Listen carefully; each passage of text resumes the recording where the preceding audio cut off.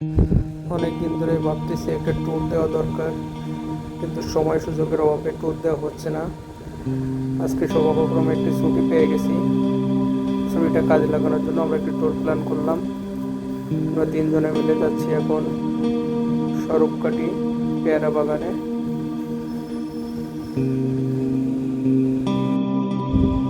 রাস্তা ফাঁকা থাকার কারণে আমি ট্রাউল বাউলি মারলাম।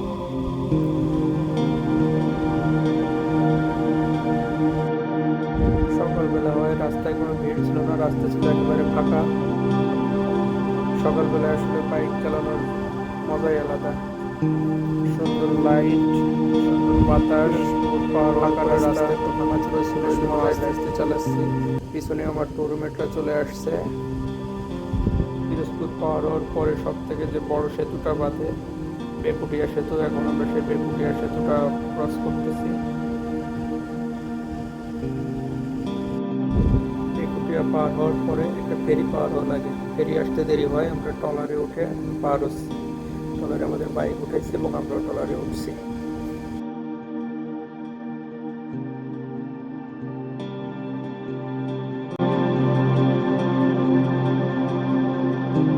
অবশেষে আমরা স্বরূপকাঠি বাজারে চলে আসছি। এটা স্বরূপকাঠি বাজারের ব্রিজের উপর থেকে দারুণ করা একটি দৃশ্য। স্বরূপকাঠি বাজার থেকে ডান দিক দিয়ে আপনাকে যেতে হবে কুরিয়ানা। এটা হচ্ছে কুরিয়ানা নৌকাঘাট। এখান থেকে নৌকা ভাড়া করে আপনাদের পেয়ারা বাগানে যেতে হবে। আমরা এখান থেকে এখন একটা নৌকা ভাড়া করব। নৌকা ভাড়া করে আমরা পেয়ারা বাগানের উদ্দেশ্যে রওনা হয়েছি। পেয়ারা বাগানের ভিতরে নতুন অনেকগুলো পার্ক তৈরি হয়েছে। আমরা প্রথমে নৌকা দিয়ে বিভিন্ন ক্যানেলের ভিতরে ঘুরতেছি, এরপরে আমরা শেষে পার্কে ঢুকবো। নৌকা থেকে আশেপাশের বাগান গুলো বেশ সুন্দর দেখাচ্ছে। নৌকায় শুয়ে একটা পেয়ারা খাচ্ছি।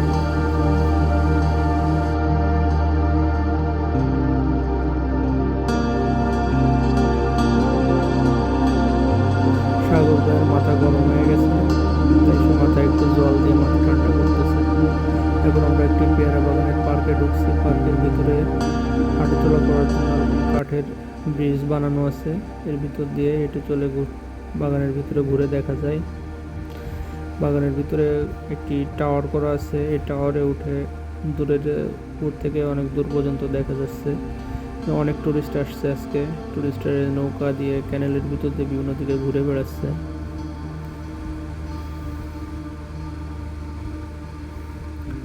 আমরা টাওয়ারের উপর থেকে বেশ কিছুক্ষণ সুন্দর দৃশ্যগুলো দেখলাম। নিচে দোল খাওয়ার জন্য একটি দোলনার ব্যবস্থা করা আছে, অনেকেই দোল খাচ্ছে, কিন্তু দোলনাগুলো আসলে খুব রিস্কি, এখানে না ওঠাই ভালো। আর এখানে সবাই এই যে নৌকাতে পেয়ারা বিক্রি করতেছে, এক এক জুড়ি পেয়ারা 100 থেকে 120 টাকা করে বিক্রি করতেছে তারা। টুরিস্ট যারা আসছে তারা এখান থেকে পেয়ারা কিনে নিয়ে যেতে পারবে বা খেতে পারবে। এই পার্কগুলোর ভিতরে অনেক উঁচু করে এরকম কাঠের ব্রিজ বানানো আছে, এই ব্রিজ দিয়ে উপরের দৃশ্য দেখা যায়। এটা পেয়ারা বাগান, কিন্তু আমড়া গাছই বেশি। পেয়ারা বাগান না হয়ে এটা আমড়া বাগান হওয়া উচিত ছিল। দোলনা দেখে আমার একটু দোল খেতে ইচ্ছে হলো, তো আমি একটু দোলনায় দোল খেলাম। দোল খেতে খেতে মোটামুটি আমাদের ঘোরা শেষ হয়ে গেছে। এখন আমরা নৌকায় করে আমাদের নৌকা ঘাটে ফিরে যাচ্ছি। তো ফেরার সময় আমি নৌকার সামনে বসেছি।